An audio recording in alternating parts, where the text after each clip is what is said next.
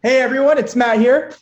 How's it going, everybody? This is your friend Will again. Welcome to another episode of Savants Tech Talk. We've been asked by people how to improve the security posture of their company, and today we're going to answer that question. Today we're going to look into two different aspects of this. One from the engineering standpoint, the other from the human standpoint.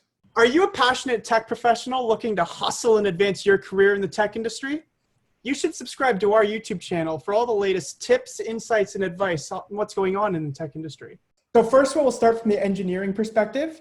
And the first thing you're going to want to do is you're going to want to get a peer-to-peer review so that you have another set of eyes looking at your code, because looking at your own code, you're not always going to be able to detect your own mistakes. Sometimes you need a fresh view to be able to find those errors. Correct. Now, there's a saying that beauty is in the eyes of the beholder. If you write your code, chances are you're going to love your code.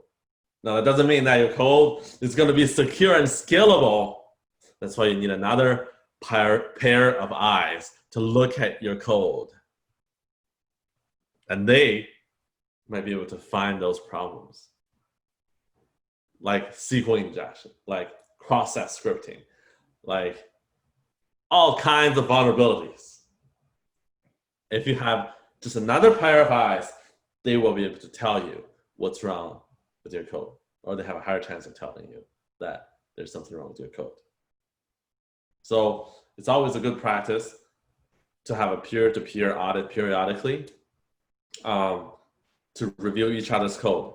If you look at someone else's code, I guarantee you're gonna find something that they didn't think of, or you're gonna have a different way of designing the solution. And that can oftentimes expose some of the potential security problems related to their core application, related to their code. You're also going to want to do some penetration testing. Essentially, you're going to want to do an automated scan of both the front end and the back end. Next, you're going to want to conduct a penetration test. Essentially, an automated scan of both the front end and the back end. That's right. There's only so much you can, tell from human eyes. Sometimes you just have to rely on automated testing. And with the penetration test, you're able to scan the front end and back end from an outsider perspective. Some people forget to remove credentials that they're not supposed to include in their front end application, and that can create huge problems from a corporate security perspective. And sometimes in the back end, because of the way the program is written, or sometimes because of they're using an outdated version, that leave the software exposed to security vulnerabilities. And use a penetration test can help you detect those vulnerabilities and adjust accordingly. Next, you're going to want to run a load test to ensure over-redundancy and fault tolerance. This will help in preventing DOS attacks.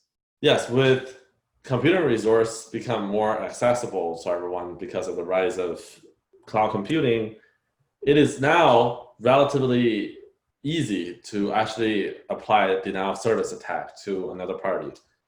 So it is always a good idea to make sure that your system is scalable enough to support a large volume of traffic, and also apply some of the practices such as monitoring and actually logging the direction of where the request is coming from. If there's any irregular activities, you should consider banning that IP address or prevent that IP address from accessing your network, from accessing or sending requests to your backend. That way you can mitigate yourself from denial of service attack, as well as using some of the cloud native services. Another thing you can think about is have redundancy, like for instance, use multi-availability zone database, or have snapshot and backups so that you can spin up a separate database to serve your backend, things like that. Basically increasing the availability of your application or your system. So these are some of the things that you can do to increase your security posture from an engineering perspective. Now that we've discussed the engineering perspective, we're going to look at things from the human perspective.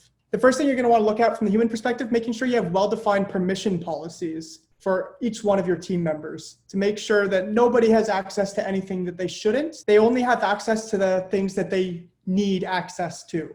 So this is known as least permission possible. Especially if you're working in a cloud environment, you want to make sure that the devs don't touch anything in production directly. You always want to make sure that they're following their release procedure and release process from development to QA to production operation. And if you don't have a correct permission boundaries, you can have cases where employees and team members accidentally deleting or modify some of the configuration or some of the resources that they're not supposed to delete. And needless to say, that can cause some pretty bad thing to happen to your end users. And sometimes these mistakes can be quite costly. So it's always a good idea to make sure you have well-defined permission policies. This can really reduce the chance of an external party gaining control of your system by trying to essentially apply methods like social engineering to gain access of your development team or a QA team. By segregating these different permission policies and have well-defined permission policy, they're only able to, you can significantly reduce the amount of exposure and risk associated with these type of attacks.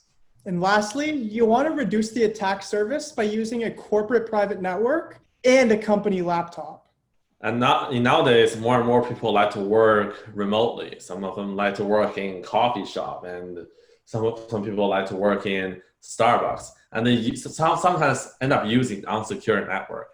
That can really put your company's sensitive information at risk if they don't pay attention to it. So one good way to protect yourself if you're dealing with a lot of sensitive information is you use your own company laptop and use corporate private network to essentially lock down all of your data that is meant to be highly confidential.